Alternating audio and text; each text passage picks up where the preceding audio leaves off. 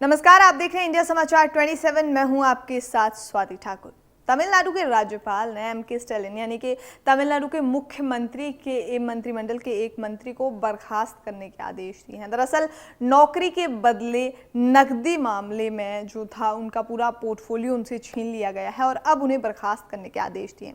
तो आज हम इस वीडियो में जानेंगे कि क्या राष्ट्रपति या राज्यपाल किसी मंत्री को बर्खास्त कर सकते हैं या नहीं कर सकते। आज इस पर आपको सरल तरीके से पूरी जानकारी देंगे और आपको समझाने की कोशिश करेंगे आसान शब्दों में कि क्या ऐसा हो सकता है, क्या राज्यपाल या फिर राष्ट्रपति किसी मंत्री को बर्खास्त कर सकते हैं। इस पर क्या कहता है भारत का संविधान। चलिए, सबसे पहले हम आपको थोड़ी सी जानकारी देना चाहेंगे कि तमिलनाडु के राज्यपाल RN रवि ने बृहस्पतिवार को मुख्यमंत्री एम के स्टालिन के कैबिनेट मंत्री वी सेंथिल बालाजी को बर्खास्त करने का आदेश जारी किया। दरअसल नौकरी के बदले नकदी घोटाले में गिरफ्तारी के बाद मंत्री बालाजी से उनका पोर्टफोलियो छीन लिया गया, लेकिन वो मंत्रिमंडल में मंत्री बने रहे। इतना ही नहीं, सेंथिल का बिजली विभाग वित्त मंत्री जो था वो भी उन्हें दे दिया गया था। इसके बाद राज्यपाल ने गिरफ्तार मंत्री को बर्खास्त कर दिया। हालांकि आदेश पर सवाल उठने पर 5 घंटे के भीतर ही उन्हें अपना फैसला रोक लिया गया।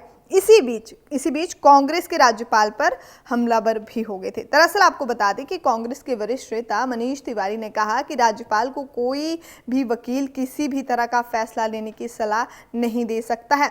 उन्होंने तमिलनाडु के राज्यपाल को बर्खास्त करने की मांग की। उन्होंने कहा कि आरोप साबित होने तक किसी भी मंत्री को बर्खास्त नहीं किया जा सकता है, क्योंकि दोषी साबित होने तक आपको निर्दोष माना जाता है। इतना ही नहीं, संविधान राज्यपाल RN रवि को किसी भी मंत्री को बर्खास्त करने की इजाजत नहीं देता है।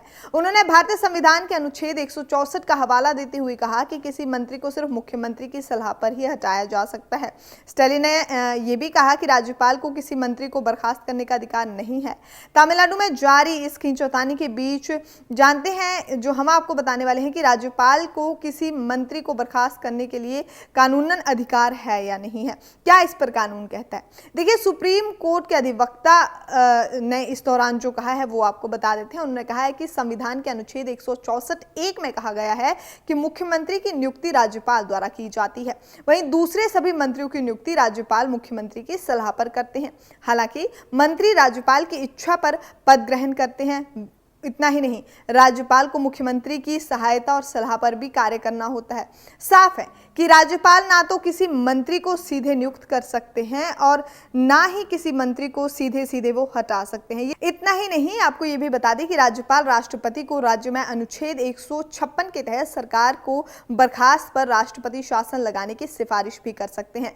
राज्यपाल के कदम भी 2 ही हालात में उठ सकते हैं। पहला, जब राज्य सरकार ने बहुमत खो दिया हो और पद छोड़ने से इनकार कर दे। दूसरा, अगर राज्य में संविधान समाप्त जो है वो चरमा गई हो। इस पर अंतिम फैसला राष्ट्रपति का ही होगा। इसमें भी राज्यपाल सीधे कोई कदम नहीं उठा सकते हैं। इतना ही नहीं, ये भी बात सामने निकल कर आती है कि अगर कोई राज्यपाल किसी CM की सलाह के सीधे मंत्री को हटा देता है तो राज्य सरकार उसके फैसले को अदालत में चुनौती दे सकती है। मौजूदा मामले में भी ऐसा ही हुआ है। मौजूदा मामले में सेंथिल बालाजी राज्यपाल के फैसले के खिलाफ तमिलनाडु हाईकोर्ट में याचिका दायर कर सकते हैं। इतना ही नहीं, सेंथिल के मामले में राज्यपाल संवैधानिक तौर पर गलत हैं। चर्चाएं होती रही हैं। आपको ये भी बता दें कि सुप्रीम कोर्ट के जो अधिवक्ता हैं उन्होंने ये भी हमें बताया है कि राष्ट्रपति भी केंद्र सरकार के किसी मंत्री को सीधे बर्खास्त नहीं कर सकते हैं। राष्ट्रपति को प्रधानमंत्री की सलाह पर कार्य करना होता है। वो प्रधानमंत्री की सलाह पर ही किसी मंत्री को नियुक्त या बर्खास्त कर सकते हैं। तो आपको शायद इसकी जानकारी मिल ही गई होगी कि इस तरह से मंत्रियों को बर्खास्त नहीं किया जाता है। चलिए, फिलहाल इस वीडियो में इतना ही। चैनल को जरूर सब्सक्राइब करें, वीडियो को लाइक किए बिना बिल्कुल ना चाहें। इंडिया समाचार 27 के साथ जुड़े थे आप। मैं हूं आपके साथ स्वाति ठाकुर।